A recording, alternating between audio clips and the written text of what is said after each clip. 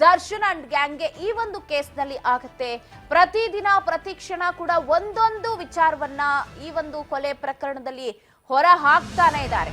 ಹೆಂಡತಿ ಆಯ್ತು, ಅಭಿಮಾನಿಗಳಿಂದಲೂ ಆಯ್ತು, ಬೇಡಿಕೊಂಡಿದ್ದು ಪೂಜೆ ಪುನಸ್ಕಾರಗಳನ್ನ ಮಾಡಿದ್ದು. ರಾಕ್ಲೈನ್ ವೆಂಕಟೇಶ್ ದೊಡ್ಡಣ್ಣ ನೇತೃತ್ವದಲ್ಲಿ ಪೂಜೆ ನಡೀತಾ ಇದೆಯಂತೆ. ವಿಜಯಲಕ್ಷ್ಮಿ ಅವರು ಚಂಡಿಕಾ ಯಾಗ, ಆ ಚಂಡಿಕಾ ಯಾಗವನ್ನ ಕೊಲ್ಲೂರಿನಲ್ಲಿ ಮಾಡಿಸಿದ್ರು. ನವಚಂಡಿಕಾ ಯಾಗವನ್ನ ಮಾಡಿಸಿ ಕೊಲ್ಲೂರಿನಲ್ಲಿ ಶಕ್ತಿ ದೇವತೆ ಮೂಕಾಂಬಿಕೆಯ ಮೊರೆ ಹೋಗಿದ್ರು.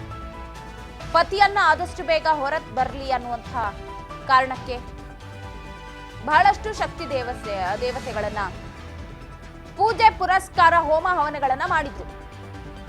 ಬಂಡೆ ಮಹಾಕಾಳಿ ಆಗಿರಬಹುದು, ಚಾಮುಂಡೇಶ್ವರಿ ಆಗಿರಬಹುದು, ಶಕ್ತಿ ದೇವತೆಗಳ ಮೊರೆ ಹೋಗಿದ್ರು. ಅಭಿಮಾನಿಗಳಂತೂ ಈಗಲೂ ಕೂಡ ದೇವರ ಮೊರೆ ಹೋಗ್ತಾನೆ ಇದ್ದಾರೆ, ದರ್ಶನ ಆಚೆ ಬರಲಿ ಅನ್ನೋ ಕಾರಣಕ್ಕೆ.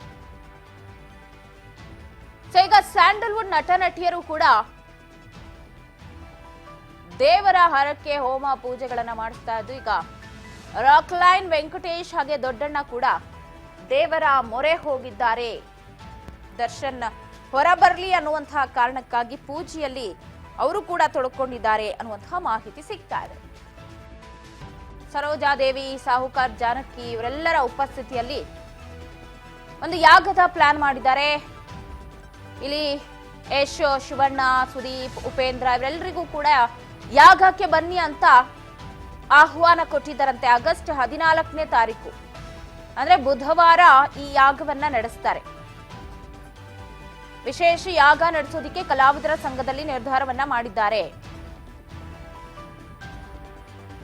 ಯಾಗದಲ್ಲಿ ಸರೋಜಾದೇವಿ, ಸಾಹುಕಾರ್ ಜಾನಕಿ ಉಪಸ್ಥಿತರಿದ್ದಾರೆ, ಅಂದ್ರೆ ಇರ್ತಾರೆ. ಅವರ ಮೇಲ್ವಿಚಾರದಲ್ಲಿ ಯಾಗ ನಡೆಯುತ್ತೆ ಅಂತ ಹೇಳಿದ್ದಾರೆ. ಸೊ ಯಾಗಕ್ಕೆಲ್ಲ ಸಿದ್ಧತೆಯನ್ನ ಮಾಡ್ಕೊಂತಿದ್ದು ಒಂದಷ್ಟು ಜನರಿಗೆ ಆಹ್ವಾನವನ್ನ ಕೊಟ್ಟಿದ್ದಾರೆ. ಸ್ಯಾಂಡಲ್ವುಡ್ನ ನಟ ನಟಿಯರಿಗೆ ಆಗಸ್ಟ್ 14ರಂದು ಕಲಾವಿದರ ಸಂಘದಲ್ಲಿ ನಡೆಯುವ ವಿಶೇಷ ಯಾಗ. ಸೊ ಸುದೀಪ್ ಎಲ್ರಿಗೂ ಕೂಡ ಆಹ್ವಾನವನ್ನ ಕೊಟ್ಟಿದ್ದಾರೆ. ಶಿವಣ್ಣ, ಯಶ್ ಪ್ರತಿಯೊಬ್ಬರಿಗೂ ಕೂಡ ಆಹ್ವಾನವನ್ನ ಕೊಟ್ಟಿದ್ದಾರೆ.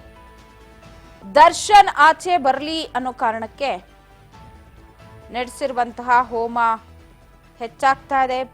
ದಿನಾನೂ ಕೂಡ ಹೋಮ ಅವನ ಪೂಜೆ ಪುನಸ್ಕಾರಗಳು ನಡೀತಾ ಇದೆ. ಈಗ ಕಲಾವಿದರ ಸಂಘ ಹಾಗೆ ದೊಡ್ಡಣ್ಣ, ರಾಕ್ಲೈನ್ ವೆಂಕಟೇಶ್